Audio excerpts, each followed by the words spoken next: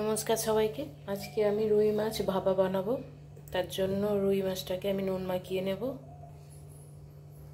4 piece নিয়েছি আমি, ভালো করে নুন মাখিয়ে নেব।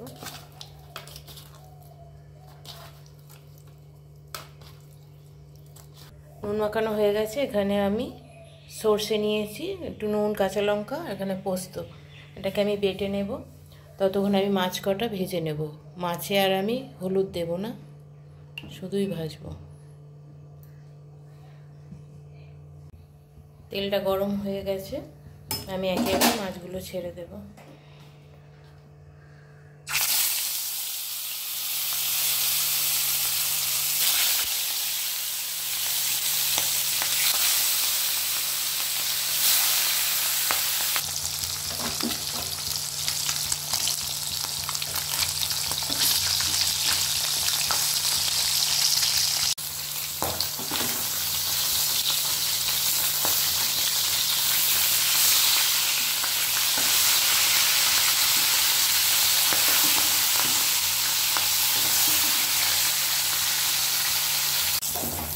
মাছ কটা আমার ভাজা হয়ে গেছে, গ্যাসটা আমি অফ করে দিলাম। এবার আমি টক দই নিয়ে নিয়েছি, নুন নিয়ে নিচ্ছি, আর যে মশলাটা বেটে রেখেছিলাম ওটাকে আমি নিয়ে নিচ্ছি।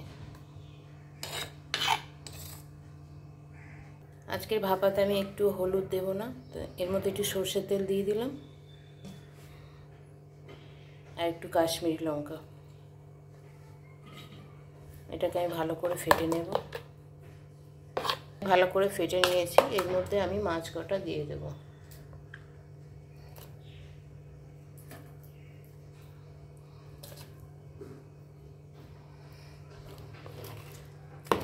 মাছ কটাকে ভালো করে মাখিয়ে নিয়ে আমি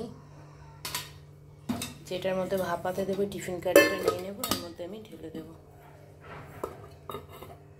টিফিন কারিতে আমি দিয়ে দিয়েছি, মশলাটাও ঢেলে দেব।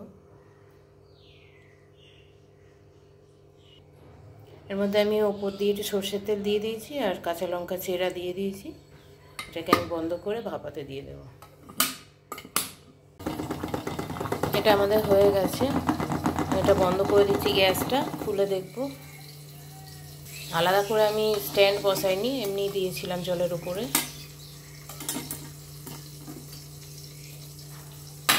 বাবা, দেখুন আমাদের রেডি রুই ভাপা।